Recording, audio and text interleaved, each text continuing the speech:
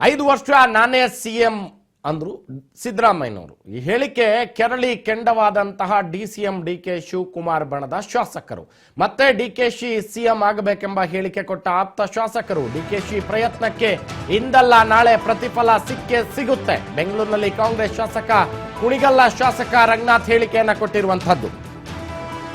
ಕೆರಳಿ ಕೆಂಡವಾದ DCM DK Shivakumar ಬಣದ ಶಾಸಕರು. ಮತ್ತೆ ಡಿಕೆಶಿ ಸಿಎಂ ಆಗಬೇಕು ಅಂತ ಹೇಳಿಕೆ ಕೊಟ್ಟ ಆಪ್ತ ಶಾಸಕರು. ಡಿಕೆಶಿ ಪ್ರಯತ್ನಕ್ಕೆ ಇವತ್ತಲ್ಲ ನಾಳೆ ಪ್ರತಿಫಲ ಸಿಕ್ಕೇ ಸಿಗುತ್ತೆ ಅನ್ನುವ ಹೇಳಿಕೆ.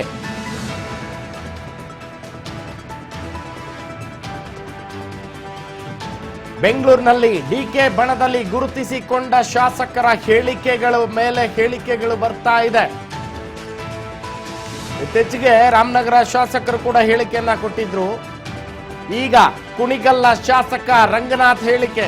ಇವತ್ತಲ್ಲ ನಾಳೆ ಡಿಕೆಶಿ ಸಿಎಂ ಆಗಿ ಆಗ್ತಾರೆ.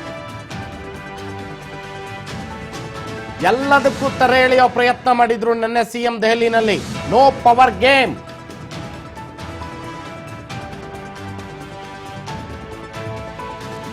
ಬೆಂಗಳೂರಿನಲ್ಲಿ ಕಾಂಗ್ರೆಸ್ ಶಾಸಕ ಕುಣಿಗಲ್ಲ ಶಾಸಕ ರಂಗನಾಥ್ ಹೇಳಿಕೆ.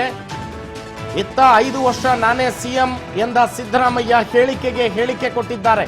ಕೆರಳಿ ಕೆಂಡವಾದ್ರು ಡಿಸಿಎಂ ಡಿಕೆ ಶಿವಕುಮಾರ್ ಬಣದ ಶಾಸಕರು.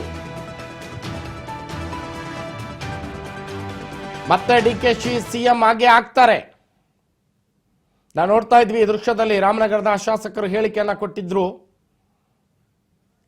ಈಗ ಕುಣಿಗಲ್ ಶಾಸಕರ ಸರದಿ. ಅದನ್ನೆಲ್ಲ ಮಾತಾಡೋಷ್ಟು ದೊಡ್ಡನಲ್ಲ. ಇವತ್ತು ಸಿಎಂ ಕುರ್ಚಿ ಖಾಲಿ ಇಲ್ಲ.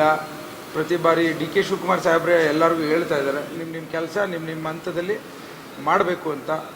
ಆ ಒಂದು ನಾನು ಸಹ ಇವತ್ತು ನಿಮ್ಮ ಮುಂದೆ ಹೇಳಲಿಕ್ಕೆ ಇಚ್ಛೆಪಡ್ತೇನೆ.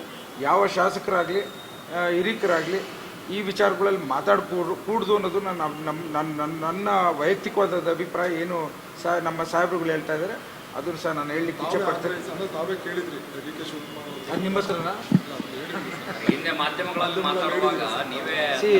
ಅದನ್ನು ಮತ್ತೊಮ್ಮೆ ಪ್ರತಿಪಾದಿಸ್ತೇನೆ. ಯಾವ ರೀತಿ ಅಂತ ಅಂದರೆ, ಡಿ ಕೆ ಶಿವಕುಮಾರ್ ಸಾಹೇಬರು 40 ವರ್ಷದಿಂದ ಕಾಂಗ್ರೆಸ್ ಪಕ್ಷವನ್ನ ಕಟ್ಟಲಿಕ್ಕೆ ಶ್ರಮ ಹಾಕಿದ್ದಾರೆ. ತಮ್ಮಲ್ಲಿರೋಂಥ ಎಲ್ಲ ಒಂದು ಹೋರಾಟವನ್ನು ಮಾಡಿದ್ದಾರೆ. ಇವತ್ತೇನಾದರೂ ಕಾಂಗ್ರೆಸ್ ಪಕ್ಷಕ್ಕೆ 140 ಸೀಟ್ ಬರಬೇಕಾದ್ರೆ ಪ್ರಮುಖವಾದಂಥ ಕಾರಣ ನಮ್ಮ ನಾಯಕರಾದಂಥ ಡಿ ಕೆ ಶಿವಕುಮಾರ್ ಸಾಹೇಬರು ಅಂತ ಹೆಮ್ಮೆಯಿಂದ ಹೇಳಲಿಕ್ಕೆ ಇಚ್ಛೆ ಪಡ್ತೇನೆ. ಅದು ಮುಂದೆನೂ ಹೇಳ್ತೀನಿ, ಹಿಂದೆನೂ ಹೇಳ್ತೀನಿ.